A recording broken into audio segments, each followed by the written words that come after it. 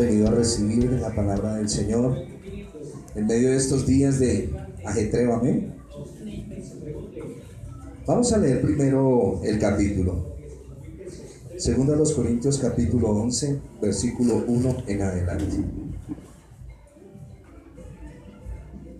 ¿Lo tienen? Cuando lo tenga, colóquese en pie porque vamos a leer la palabra del Señor y luego va a estar muy reposadito sentado escuchando el mensaje. Siempre cuando suena el himno nacional, si somos buenos colombianos, somos respetuosos y nos ponemos de pie, ¿cierto? Eso nos enseñaron en el colegio. Y tenemos que poner la mano en el corazón cuando suena el "Oh gloria inmarcesible". Igual cuando vamos a leer la palabra de Dios, siempre es el respeto ante la palabra del Señor. Si nosotros venimos a la iglesia, venimos es a aprender del Señor y del respeto que Él se merece. Amén.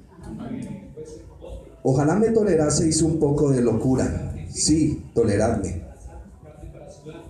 Verso 2 ustedes, vamos a leer antífona. Porque os celo con celo de Dios, pues os he desposado como su esposo, para presentaros como una virgen pura a Cristo. Recuerden, cuando lean, sean al unísono. Pero me temo que como la serpiente con su astucia engañó a Eva, vuestros sentidos sean de alguna manera extraviados de la sincera fidelidad al Señor.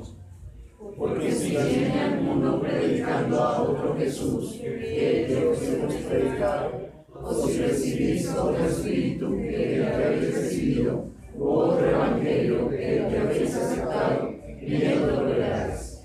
Y pienso que en nada he sido inferior a aquellos grandes apóstoles. Pues aunque sea tosco en la palabra, no lo soy en el conocimiento. En todo y por todo os lo hemos demostrado. ¿Pequé yo humillándome a mí mismo para que vosotros fueseis enaltecidos? ¿Por cuanto os he predicado el evangelio de Dios en balde?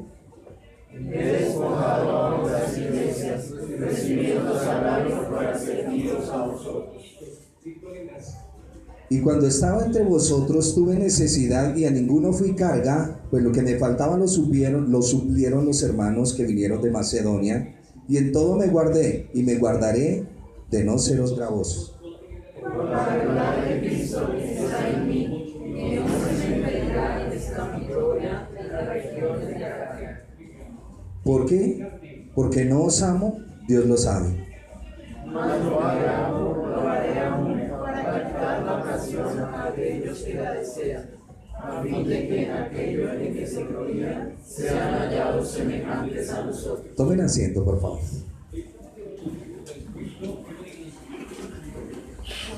Escenas del capítulo anterior. ¿Qué vimos en el capítulo anterior? Dos características importantes que nos recordaba el hermano Pablo, y es ver al Señor como manso y como tierno. Amén. Ternura y mansedumbre del Señor. ¿Qué más vimos? Que pensar que hay jerarquías entre los demonios es una mala interpretación de ese texto. Del texto bíblico, muy bien, mi hermano. Que nuestra actitud ya no podía ser como la de antes. Pablo les decía que como que se habían olvidado porque pensaban que era un hombre como lo describe en este capítulo, que se había agachado, pero no recordaban cómo era él antes. Y él decía, mi batalla ya no es en esa carne, no es como él era antes, asesino, se iraba y toda la cuestión, sino con las armas que el Señor nos había dejado, que eran las que verdaderamente podían cambiar la mente y el corazón de las personas. Amén. Vamos a seguir en el capítulo. Dice, ojalá me toleraseis un poco de locura. Y Pablo dice que él tiene una pequeña necedad, un poco de locura, como si estuviera un poco avergonzado por el conflicto que viene teniendo. Recuerden que Pablo, en sus escritos, cuando está defendiendo, es un poco sarcástico a la gente a la cual le escribe. Y aquí en este capítulo lo vamos a ver. Y dice, verso 2, os celo con celo de Dios, pues os he desposado con el Señor. Y Pablo había desposado a la iglesia de Corinto con el Señor en matrimonio. Recuerden que nosotros estamos desposados. Amén. ¿Cuándo fue eso?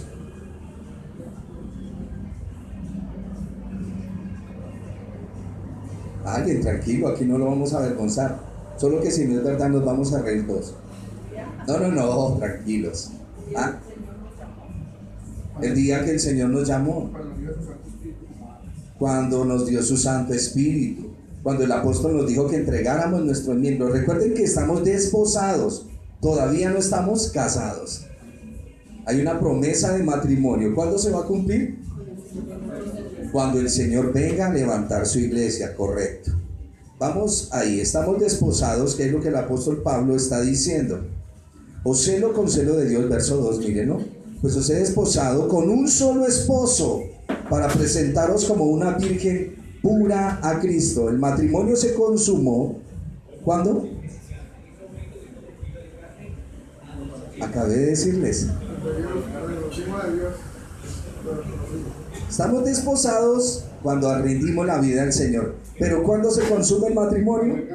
Cuando venga el Señor a levantar su iglesia es cuando se consume. Seremos un solo cuerpo con Él. Amén. Él cabeza, nosotros cuerpo.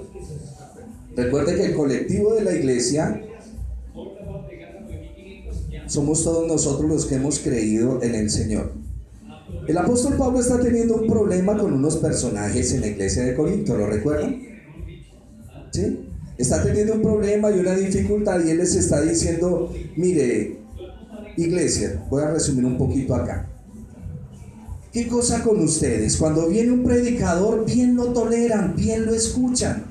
Y si dice una barrabasada, la creen. Y si tiene un espíritu diferente, bien lo creen. ¿Por qué hacen eso? Si yo les enseñé quién es el Señor, les dije quién va a ser su esposo, les he estado hablando del evangelio, ¿por qué aceptan otras cosas? El gran problema que tiene la iglesia en general es que no lee la palabra. Y no solo hay que leer la palabra, ¿cuál es el segundo punto? Estudiarla. ¿Y cuál es el tercer paso? Que ese conocimiento, después de haberla estudiado, baje al corazón. Ese es el problema de la iglesia. Por eso tenemos tantos predicadores y tenemos tantas Biblias de estudio. Si ustedes tienen Biblia de estudio, tendrán 95, Riley, Plenitud, Harper Caribe, Scofield, Américas.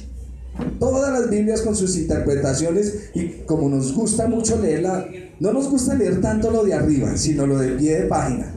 Porque si me aprendo lo de pie de página, entonces aprendo lo que es la Biblia. Pero resulta que esos expositores traen su interpretación de acuerdo a los lentes que ellos tienen puestos. Si usted lee una Biblia de un expositor, hablo de los comentarios, no de la Biblia en sí, ¿me están entendiendo? Los comentarios abajo a pie de página. Si este personaje cree que la salvación se pierde, sus comentarios ¿cómo van a ser? De obras. Si el otro personaje cree que la salvación no se pierde, ¿cómo van a ser sus comentarios? Igual. Si este personaje que pone sus notas a pie de página cree mucho en los demonios y en la jerarquía, ¿qué va a pasar? Usted ha oído pastores que a toda hora reprenden al diablo y ven demonios por todo lado y los mensajes subliminales y hasta en la sopa de letras ven nombres. Sí, esa gente es terrible. Pero la verdad, mire, nosotros venimos culturizados con el diablo desde Crisóstomo. Venimos con la imagen de 1500 en el Renacimiento, cuando comenzaron a dibujar al diablo con cacho, con colas, a los demonios con dientes largos, con uñas largas. Pero eso no es así en la Escritura. Y ya vamos a mirar. Versículo 3. Dice el apóstol Pablo, alguien que lo lea. Pero temo que como la serpiente con su astucia engañó a Eva, vuestros sentidos sean de alguna manera extraviados de la sinceridad y fidelidad a Cristo. El apóstol Pablo siempre, para presentar un ejemplo, que toma la ley y los profetas. Y aquí está en Génesis. Dice, pero me temo que como la serpiente, en el hebreo Nahash, que es la que seduce, la que muestra, con su astucia. Recuerden que fue la serpiente en paraíso. Usted conoce la historia, ¿cierto? Eva está en el paraíso y entonces ella ve que una serpiente comienza a comerse un fruto de un árbol y ella ve que esa serpiente no se muere y la serpiente se queda mirándola, y ahí es donde entablan el diálogo con que Dios les ha dicho Y recuerden que la serpiente siempre cautiva es por sus ojos. Decíamos en la clase del miércoles, la serpiente no tiene párpados. Ella tiene siempre sus ojos puestos. Por eso el encantador o el hipnotizador siempre tiene que poner los ojos encima de la víctima para poder encantarlo. Y esto es lo que el apóstol está diciendo: me temo que como la serpiente con su astucia engañó a Eva, con su astucia. No vamos a perder de vista el tentador, ¿no? Hay un ser espiritual que es el tentador. Si su merced lo quiere llamar diablo, está bien. Si lo quiere llamar Satán, está bien. Lucifer, está bien. Ese nombre Lucifer pues fue inventado, ¿no? ¿Qué es la astucia? La astucia es la habilidad para comprender las cosas y obtener provecho o beneficio. Repito, la astucia es la habilidad para comprender las cosas y obtener provecho o beneficio, en bien o con engaño. Porque el Señor nos dice que seamos astutos. ¿Sí lo dice el Señor? Sí, en los evangelios Él dice que seamos astutos y prudentes. Pero esa astucia no es para el mal. Pero aquí lo que Pablo está hablando es de unos personajes que entraron a la iglesia. ¿Sabe por qué a su merced lo coge la pirámide y le quita su dinero? Por la codicia de su corazón en un pecado llamado avaricia. Y todo timador y todo mentiroso lo analiza, le pone el ojo encima y por eso es que lo manipula. Y su merced viene a ser engañado. Y es lo que Pablo está diciendo: me temo que como la serpiente engañó a Eva, nuestros sentidos, miren lo que está hablando, nuestros sentidos vienen a ser engañados en nuestro corazón. ¿Por qué caen las personas en manos de vividores, así sean de religiones? ¿Por qué? Porque usted se deja engañar en su corazón. ¿Cuál es la única manera de no dejarse engañar? Mirar la palabra del Señor. Ella lo limpia, lo limpia. ¿Por qué el hombre viene a ser cautivo por una mujer o viceversa? El dicho del mundo dice que a la mujer le entra el cuento por el oído y a nosotros por el ojo. Pero la verdad es que a todos es por el ojo. Si tu ojo es bueno, tu alma estará bien. Los hombres toman la mente de los demás para alejarlos de la fidelidad y pureza de la devoción al Señor. Traen impureza.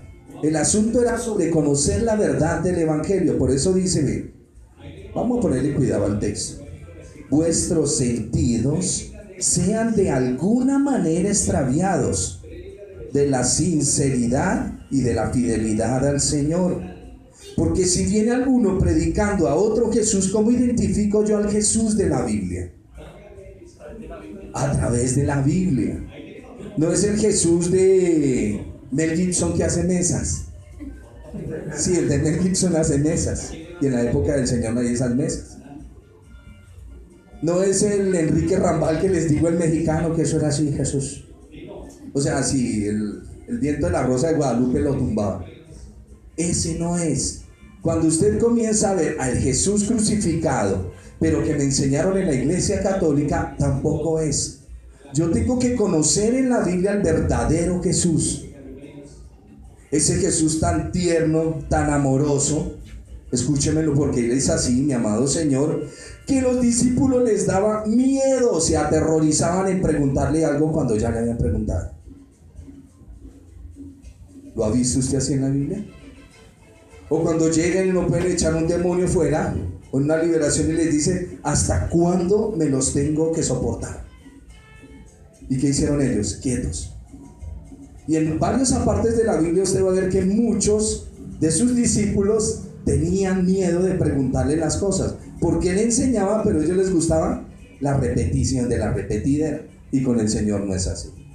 El Señor de las Escrituras es un Señor que entra donde quiere y hace lo que quiere, que es soberano, sometido a la palabra de Dios, que nos tumba nuestros conceptos religiosos, Porque nosotros metemos al Señor en una cajita doctrinal de cristal y ahí lo metemos. Él no es así. Por eso necesitamos volver a releer los evangelios y mirar lo que la palabra habla de nuestro amado Señor y Salvador Jesús. Amén. Necesitamos hacerlo. Sigue diciendo, porque si viene alguno predicando a otro Jesús, ya lo dijimos, ¿cómo nos vamos a dar cuenta? Por la Escritura. El Jesús que bendice y da dinero no está en la Biblia. El Jesús que soluciona problemas notariales no está en la Biblia.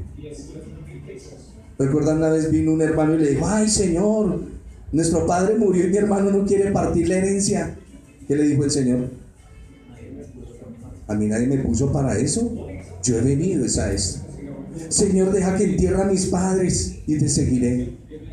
Deje que los muertos entierren a los muertos. ¿Quién es el Jesús de la Biblia? Y tenemos que ir a conocerlo. Varón de guerra, varón de dolores, amoroso, tierno, pero que no anda en esa sensiblería de nosotros. Un hombre puesto en su sitio, que cuando lo ven hablar con la mujer samaritana en el pozo de Jacob, ¿qué pasa con los discípulos?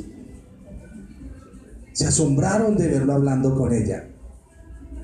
Es un hombre que va y ve a una mujer de la fe con su joroba y le dice: esta hija de Abraham ha sido atada, vamos a liberarla. Este Señor de las Escrituras es el que tenemos que conocer, a quien se le debe todo respeto, quien un día aparecerá en las nubes. Y cuando aparezca en las nubes, por grande que sea el hombre en la tierra, caerá de rodillas y declarará que Él es el Señor. Eso es lo que enseña la Escritura. Aquí se compara la serpiente con los falsos apóstoles. Si viene alguno predicando a otro Jesús que el que os hemos predicado, o si recibís otro espíritu, ¿por qué se nos engaña con el Jesús de la prosperidad?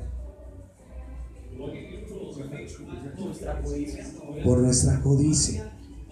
El Señor tiene tu provisión diaria. Él tiene unos requerimientos para nosotros, pero no te dejes convencer de eso. Hay iglesias donde cobran comienza por 1 millón por la sanidad y va bajando y va bajando. A lo último dicen 5,000 para orar por sanidad. ¿Qué negociazo? Pero qué vergüenza con el maestro. Qué vergüenza, ¿no? Él nunca enseñó eso. Y si se nos ha de olvidar, ojalá quisiera, y que para todos ustedes también, para que el nombre del Señor no sea blasfemado, nos pase lo mismo que Jesse. ¿Les parece? Hagamos un acuerdo. ¿Qué hizo Jesse? Jesse fue el criado de Eliseo. Y vino Eliseo y vino Naamán a que lo sanaran, y el criado se aprovechó de eso. Naamán tenía lepra. ¿Y qué hizo Eliseo? Usted mancha el don del Señor y usted hace lo que no se debe hacer, Jesse. Por lo tanto, la lepra de Naamán te caerá a ti. Y yo creo que los que caminamos mirando la Escritura y respetando al Señor, sería un buen latigazo para nosotros, amén, para que el corazón no se nos tuerza. ¿O te da miedo? El don del Señor no se vende. No es que es gratuito, es un regalo. La iglesia no es, como dicen algunos, es un negocio. Es el encontrarnos con el Señor, es el caminar con el Señor leyendo las Escrituras. O si recibís otro espíritu del que habéis recibido. Hay algunos grupos en Estados Unidos que mueven la música cristiana y ellos tienen una particularidad que llaman al Espíritu Santo, pero no es el Espíritu Santo. Y ellos juegan con las emociones de la gente. Usted va a un concierto y las luces se las ponen bajas, se las van bajando, entra la persona llorando y las emociones de los hombres vienen a ser movidas. Por eso es que no hay cambios. Por eso es que no hay cambios. Cuando el Espíritu del Señor toca a alguien, ¿qué pasa? Hay un cambio y mueven las emociones y el cantante llora y se compunge y entonces como que nos mueve. Creo que uno de los expositores de alabanza que me gusta escuchándolo cantar es Marco Barrientos, escuchándolo cantar. De resto es una bendición, pero me gusta más escucharlo cantar. No mueve las emociones, está en la presencia del Señor, siente uno, es un hombre en la realidad. No es que le muevan a uno luces, emociones, lloramos. Porque no hay cosa más lamentable que su merced se entregue al show, como estaba diciendo el hermano hablando de Orfa. Porque usted nunca cambia. Yo estuve en ese movimiento donde llegaba el predicador y lo decía, recibe. Y como yo quería también liderar en la iglesia, pues yo me hacía el... No, la verdad, yo no estoy mintiendo. Y a veces me tiraba al piso y caían varias personas y pasaban por ahí, lo pisaban a uno y yo, tiene que quedarse ungido. Pero eso jamás me cambió.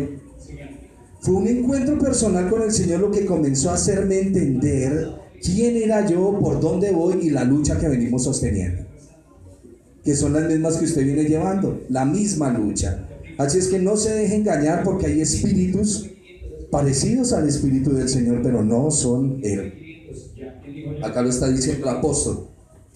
Si viene alguno predicando a otro Jesús que el que os hemos predicado, o recibís otro espíritu del que habéis recibido, u otro evangelio del que habéis aceptado, ¿qué pasa con ellos? Bien lo toleran, bien lo toleran. Y pienso que nada es inferior a aquellos grandes apóstoles. Y el apóstol dice que todo el que trae un Cristo diferente es un mensajero de él.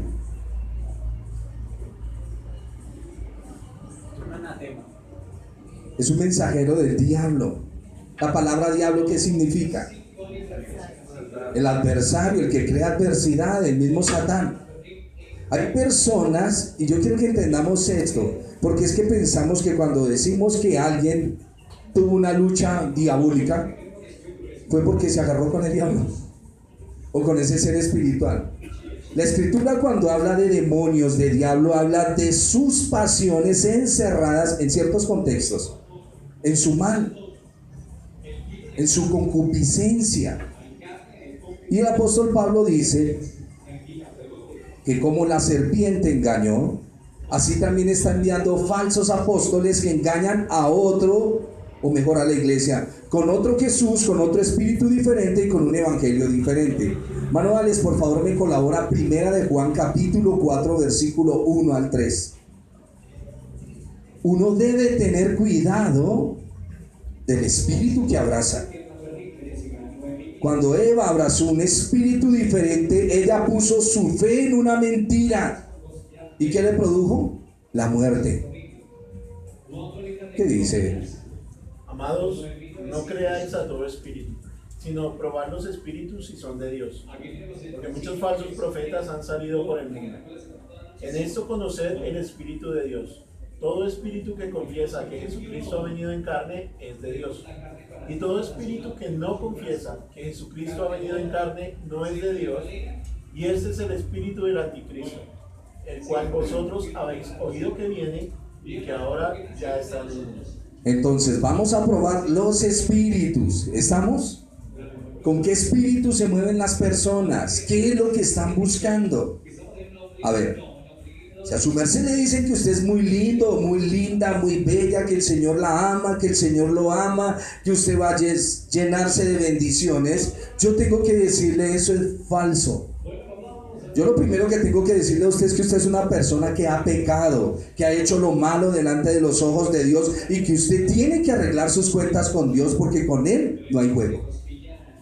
¿Ve la gran diferencia? No es uno que te enriquece, es uno que te llama a una relación, a una comunión, que te dicen, no me gusta esta actitud, no me gustan tus relaciones como las están llevando, porque en mi palabra yo digo que no al adulterio, no a la fornicación, no al robo, no a la codicia. Pero tú quieres ser bendecido estando en el adulterio, en la fornicación, en el robo. ¿Quién dijo eso? ¿De dónde salió esa idea? Falso evangelio, falso Jesús, falsa palabra. Tú tienes que mirar la Biblia. Aquí todos los que estamos reunidos, todos somos pecadores, pero redimidos en la sangre del Señor. Que venimos en un proceso de limpieza. No somos totalmente limpios, pero que venimos conociendo al Señor, que vengo conociendo las flaquezas de los hermanos y los hermanos orando por las mías, ayudándonos mutuamente a salir, pero sin mentiras, sin mentiras. Aquí venimos luchando de verdad. No estamos proyectando imágenes, sino que es una verdad. Luchamos con nuestro temperamento, con nuestras pasiones, con nuestros desórdenes. Venimos en esa lucha. Padre, fortalécenos, guíanos, oriéntanos. Hoy la embarré con el hermano, lo puse de mal genio. Dame la oportunidad de resarcir esa situación. Eso somos nosotros. Pecadores redimidos por la sangre de Cristo. No como diría Jonathan Edwards. Pecadores en manos de un Dios airado. Qué hermoso ese título, ¿no? Debería asustar a los hombres, porque Dios está airado contra el pecado y contra el que lo ejecuta el pecado. Juan nos decía que tengamos cuidado con los espíritus. Versículo 6. Recuerden que esto es un sermón textual, por lo tanto tengo que tocar muchos puntos porque estamos leyendo, son capítulos. En el versículo 6 el apóstol Pablo dice: no me interesa la retórica, me gusta la sencillez, con conocimiento. Y Pablo no quería que los hombres basasen su fe en la comprensión emocional de cualquier palabra, sino en una realidad. A ver, el hombre golpea a su esposa, viene a la iglesia, él dice: hermanos, fue que yo la embarré, ora por mí. Claro, mi hermano, vamos a orar por su merced. Padre, ayúdalo, míralo, bendícelo, dale entendimiento. Pero después de orar, ¿qué tiene que ir a hacer él? Ir a arreglar su problema. Esto no son fantasías. Usted tiene el problema de su economía, de su salud. Muchos venimos enfermos, pero no ponemos cara de enfermos. A muchos nos puede estar doliendo lo que nos esté doliendo, pero no ponemos: ay, hermano, sí, me da cara de enfermo. Nada de cara de enfermos. Antes le decimos a la enfermedad: no la quiero, no la acepto. Pero si el Señor permite, yo tengo un malestar, y ese malestar le dije: Señor, como el malestar no es externo sino interno, déjame ver cuál es la pudrición que tengo que todavía no entregar, porque ahí lo tengo y está bien escondidito el dolor. No se sabe qué es, pero allá está metido. Hay veces es bueno analizarnos en los continuos dolores que venimos teniendo, el por qué. Usted sabe que, y aquí Pablo lo va a decir ahorita, que si su merced se enferma y usted está en las manos de Dios, Dios permitió la enfermedad. ¿Me oyeron? La enfermedad es un ayo, un pedagogo que nos ayuda a reconocer lo que no queremos reconocer. ¿Entendido? La enfermedad no es de Dios, pero es utilizada por Dios para hacernos entender nuestra condición, para hacernos entender qué es lo que hay en nuestras vidas. ¿Se han dado cuenta que cuando la enfermedad arrecia y su merced es hijo de Dios, usted mismo le dice: Señor, ayúdame, ¿qué está pasando? ¿Por qué me está viniendo esto? Esto no es como la fe del carbonero, que usted reprende esa enfermedad ahora mismo, pero ahí sigue. Como cuando se ataba el demonio en la guerrilla, lo ataban en la mañana, en la noche, y en la mañana se les desataba, porque estamos orando sin entendimiento, y la Biblia dice que debemos comprender lo que decimos. Y Pablo dice en el versículo 6: pues aunque sea tosco en la palabra, o sea, no necesito retórica, no lo soy en el conocimiento. En todo y por todo os hemos demostrado. Y aquí entra al problema que tuvo él.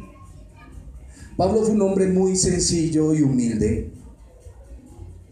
¿Porque quiso? No, porque el Señor trabajó en él.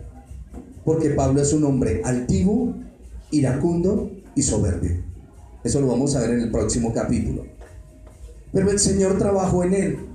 Y Pablo dijo, no, yo voy a ir a predicar el evangelio, y se fue para las regiones de Acaya y fue a Corinto, y en Corinto un día un hermano le dijo, venga hermano, le doy una ofrenda. Él dijo, no, tranquilo mi hermano. Entonces por allá otro, venga, le doy una ofrenda, y él dijo, no, tranquilos, yo no quiero ponerle tropiezo a la palabra del Señor. Y como no le recibió ofrenda, entonces llegaron otros apóstoles y dijeron, ¿saben por qué él no le recibe ofrenda? Porque él no es llamado por el Señor.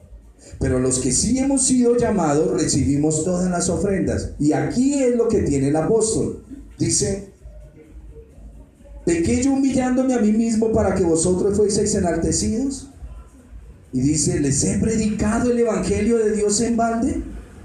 He despojado a otras iglesias. Las iglesias de Macedonia lo bendecían, recibiendo salario para serviros a vosotros. Y cuando estaba entre vosotros tuve necesidad, a ninguno fui carga, pues lo que me faltaba lo suplieron los hermanos que vinieron de Macedonia, y en todo me guardé y me guardaré de serles gravoso. Aunque lo estaban juzgando por no recibir dinero, él dice, y aunque ustedes me lo quieran dar, no les voy a recibir un peso a ustedes, porque los otros hermanos son los que me están bendiciendo y no quiero poner tropiezo. Es más, ni me voy a meter en el renglón de los falsos que les están pidiendo a ustedes. El gran problema de mostrar humildad, escúcheme, yo sé que a su merced le ha sucedido, es que las mentes carnales abusan de eso. La gente abusa. Voy a tocar un tema delicado, la infidelidad. Cuando uno perdona la infidelidad de alguien, lo hace con el ánimo de que se restaure una relación de amistad, relación de hermanos, una relación con esa persona. Pero hay gente tan carnal y tan abusiva que toma ese síntoma de humildad suyo para seguir en lo mismo. ¿Me están entendiendo? O como cuando nosotros somos golpeadores verbales. Humillamos, golpeamos, decimos palabras y luego decimos, ¿me perdonas? Y la persona en un acto de humildad nos dice, está bien, yo te perdono, pero yo sigo en las mismas. Y hemos dicho muchas veces que es una gran diferencia entre pedir perdón y verdaderamente sentir que he sido perdonado.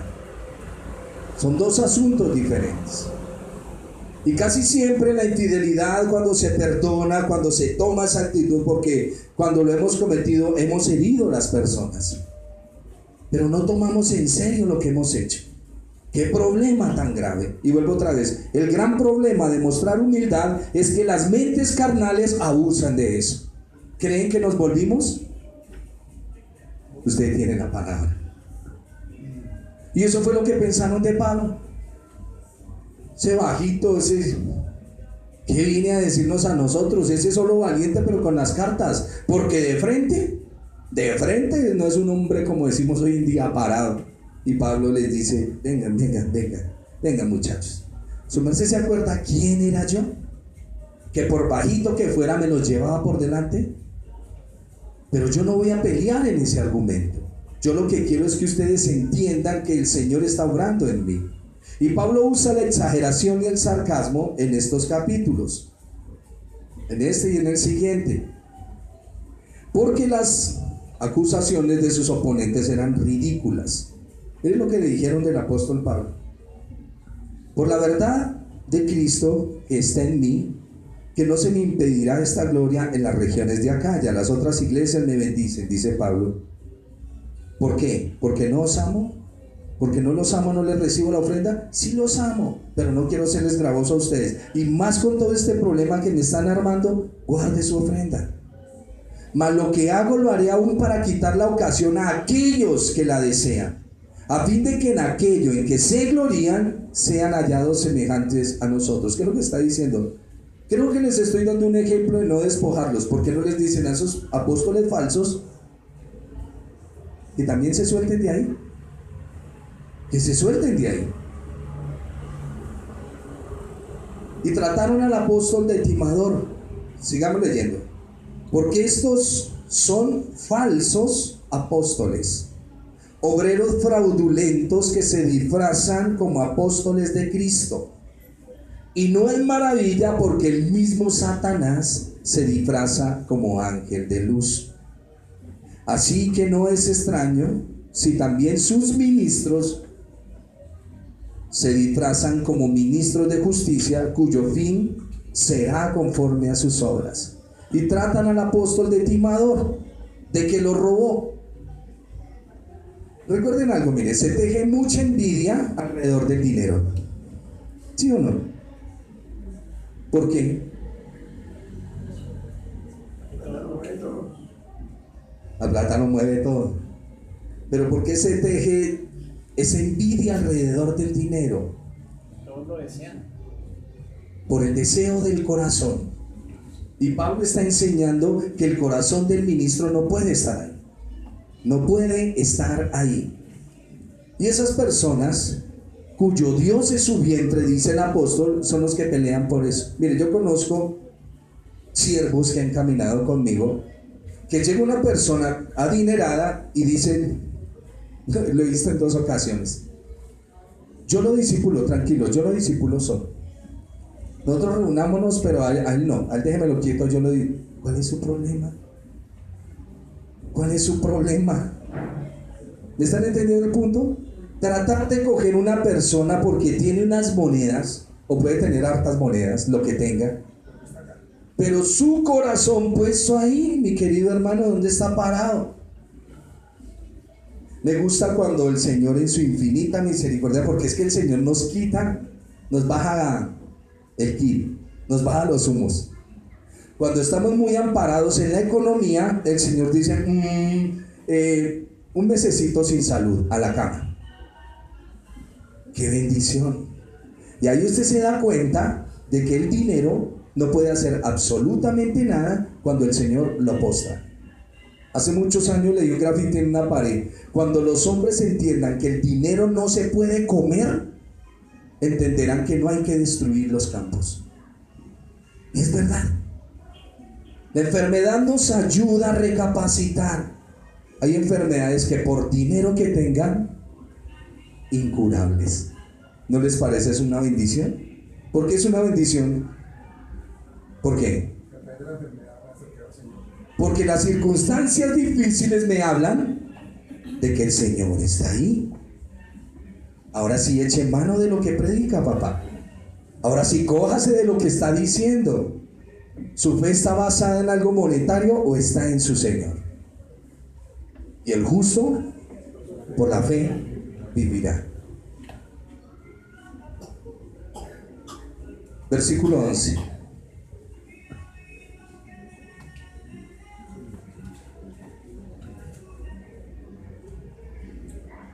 No, perdónenme, 13. Porque estos son falsos apóstoles, obreros fraudulentos que se disfrazan como apóstoles de Cristo. Estos falsos apóstoles usan los deseos de los corazones de los hombres como carnal. O sea, no me burlo, me da risa de cómo nosotros día tras día seguimos siendo engañados. Llega de corazón codicioso y me plantea algo y mi corazón, que yo digo que ya no tiene codicia, ¿dónde termina? Allá. ¿Y por qué? ¿Por qué? Porque mi mente se apartó de la comunión con el Señor, no leí la palabra, y el Señor que me dice todos los días, no te dejes llevar por los impulsos de tu corazón, porque terminarás atrapado. Recuerde que aquí en la iglesia hemos orado al Señor y lo que queremos siempre es tratar con su corazón. No que usted tenga una conducta, porque las conductas no nos ayudan, ¿cierto? Yo era el más indisciplinado en mi salón de clase, pero cuando llegaban los profesores, sí, yo era el que escribía cosas en el tablero.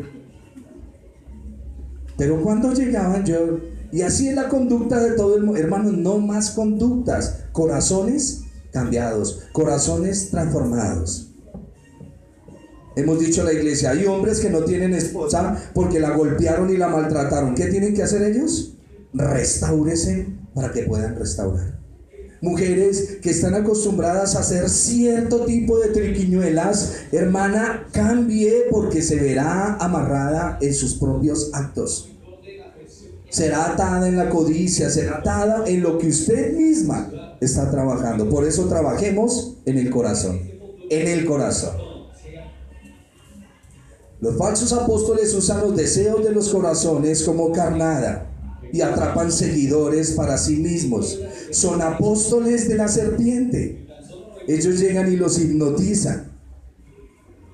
Usted sabe quién es la serpiente, ¿no? El engañador original. Y él no actúa solo, ya que tiene sus propios apóstoles que se muestran a los hombres como maestros iluminados.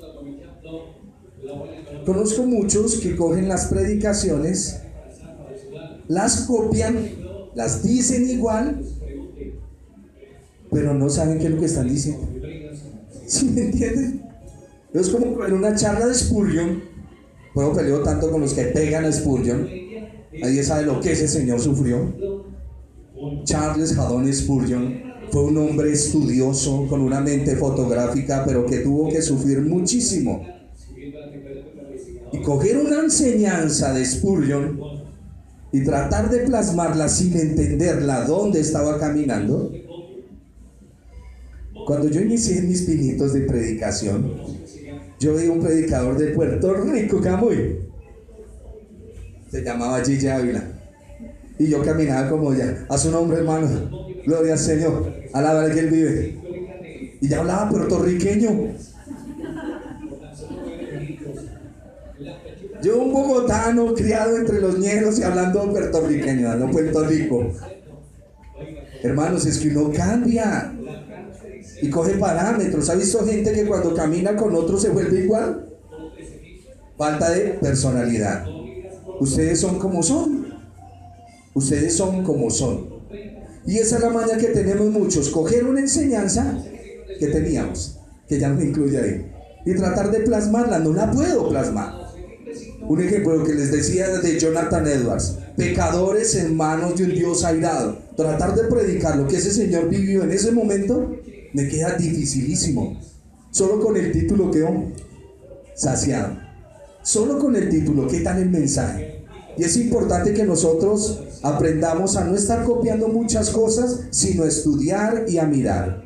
Recuerde que así como el Señor tiene apóstoles, el diablo tiene los suyos. Acá lo está diciendo. ¿No lo cree? A ver. Versículo 13. El diablo tiene apóstoles. Porque estos son apóstoles falsos, obreros fraudulentos, que se disfrazan como se disfrazan. Es el Halloween de ellos, como apóstoles de Cristo. Y no es maravilla. ¿Por qué? Porque el mismo Satanás le gusta disfrazarse como hermano bueno. ¿Estamos? Usted tiene que mirar las intenciones del corazón de los hermanos y las hermanas. Aquí no hay cuerpos gloriosos. Aquí habemos hombres y mujeres con debilidades en luchas. Así que no es extraño si también sus ministros, los ministros del enemigo, se disfrazan como ministros de justicia, cuyo fin será conforme a sus obras. Otra vez digo, que nadie me tenga por loco.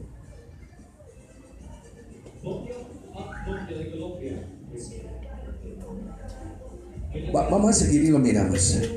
Nadie me tenga por loco, o de otra manera recibirme como al loco, para que yo también me gloríe un poquito. Sarcasmo. Lo que hablo no lo hablo según el Señor, sino como en locura, con esta confianza de gloriarme. Puesto que muchos se glorían en lo que tienen en la carne, también yo me gloriaré. Porque de buena gana toleráis a los necios, siendo vosotros cuerdos. Otro sarcasmo. Pues toleráis si alguno os esclaviza, si alguno os devora, si alguno toma lo vuestro, si alguno se enaltece, si alguno os da bofetadas. Para vergüenza mía lo digo. Para eso fuimos demasiado débiles. Pero en lo que otro tenga osadía, hablo con esta locura, también yo tengo osadía. Y aquí viene. Y Pablo refuta a sus críticos uniéndose en sus alardes carnales, en sus alardes genealógicos, Esos falsos apóstoles eran judaizantes. Y por eso es que les va a decir, ¿son hebreos? Yo también. ¿Son israelitas? Yo también. ¿Son descendientes de Abraham? Yo también.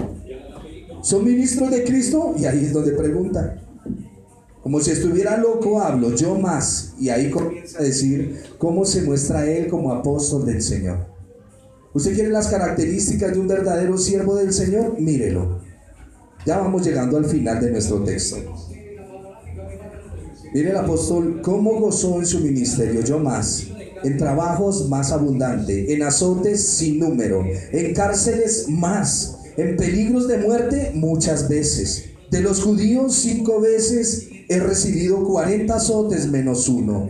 3 veces he sido azotado con varas, 1 vez apedreado. 3 veces he padecido naufragio. Falta la 4ª porque todavía no lo han llevado para Roma. 1 noche y 1 día he estado como náufrago en alta mar, en caminos muchas veces, en peligros de ríos, peligros de ladrones, peligros de los de mi nación, peligros de los gentiles, peligros en la ciudad, peligros en el desierto, peligros en el mar, peligros entre falsos hermanos. Escuchen esta hoja de vida del apóstol. En trabajo y fatiga, en muchos desvelos, en hambre, en sed, en muchos ayunos, en frío, en desnudez.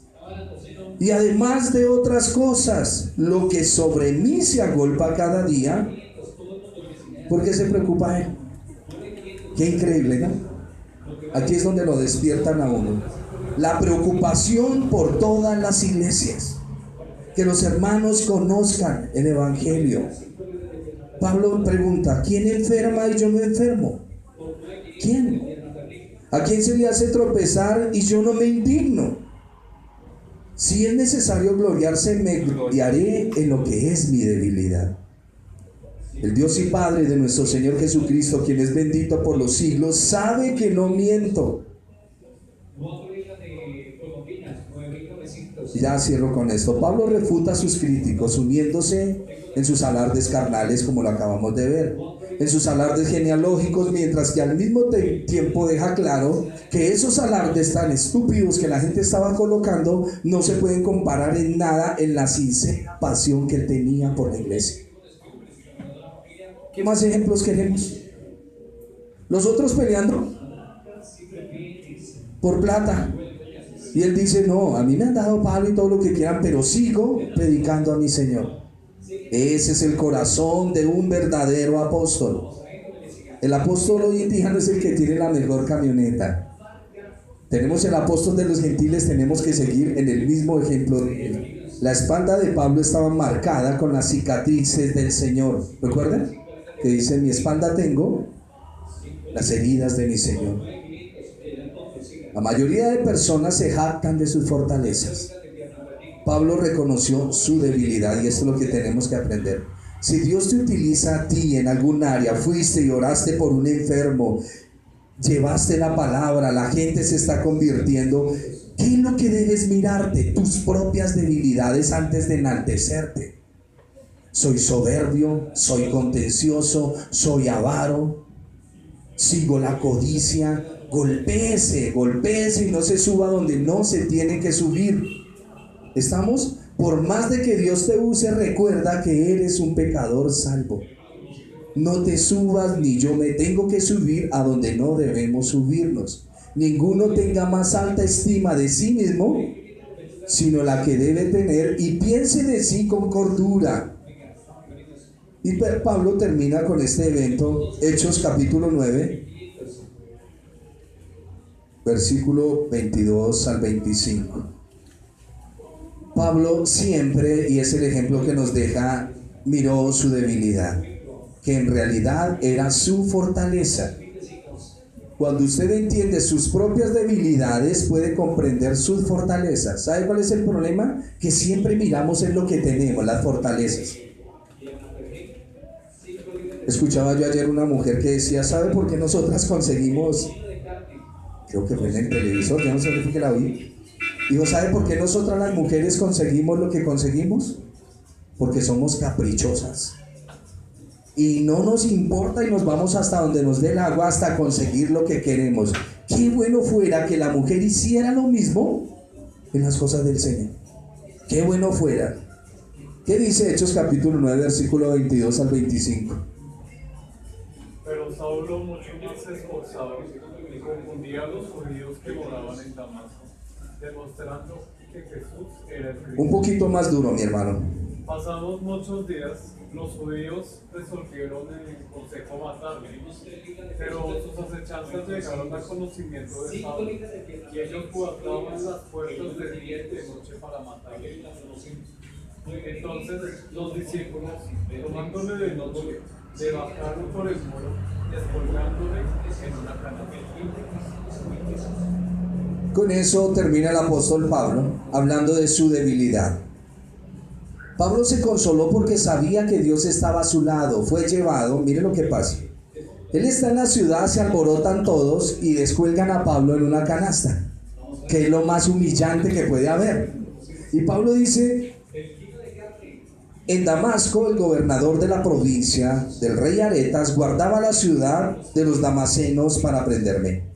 Y fui descolgado del muro en un canasto por una ventana y escapé de sus manos. Y aquí viene. En medio de esa situación tan desconsoladora de Pablo, Pablo sale y es llevado a Arabia. Y en Arabia, que es la ubicación donde está el monte Sinaí, fue a orar y allí recibió una revelación que debí escribir en el corazón de los hombres. Y es la revelación del próximo capítulo que vamos a ver. En cuanto a nuestra enseñanza en esta mañana, por favor, discierna las cosas. Usted viene a la iglesia a aprender. Usted viene a la iglesia a eso, a reconocer su incapacidad, a reconocer que tiene fallas, a reconocer que el Señor es el único que nos fortalece. Esposa, obedezca a su esposo siempre y cuando él esté en la escritura. Y si no está en la escritura, también respételo, porque es una orden del Señor. Pero esposo, su deber, su obligación es estar más alto espiritualmente que su esposa. ¿Es así o no? ¿O a qué llamamos cabeza?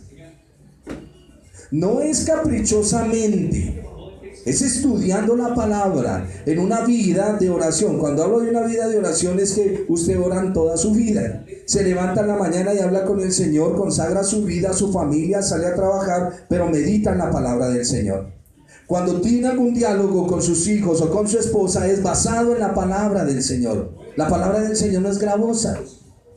Ella es muy alegre, muy dinámica, muy llena de amor. La palabra del Señor es así. Amor, ¿por qué estamos haciendo esto? El Señor dice que es así y tiene la aprobación del Señor. Con los hijos, aprobando los hijos a que vayan hacia adelante, en el temor, en el caminar del Señor. Un buen consejo, una palabra sabia. No se pongan a escuchar todo lo que hay en internet o en televisión o en los canales cristianos. Mi hermano, buena cosa es enderezar el corazón con la palabra y no con viandas que para nada aprovechen. Si usted necesita oír algo, hay unos autores buenos, como el que les dije, Jonathan Edwards, Spurgeon, Sproul, John Piper, MacArthur. Predicadores que son muy sanos en su exposición doctrinal, que no los van a llevar a ningún lado, que no le están pidiendo siembras, semillas, cosechas, no sé qué más pide esa gente. Lean la Biblia, mi hermano, 5 minuticos de palabra al día, ese es el alimento para su alma. Damos gracias al Señor porque venimos siendo instruidos por Él, venimos estudiando la palabra, pero afirmemos el corazón cada día en el Señor. Vamos a orar.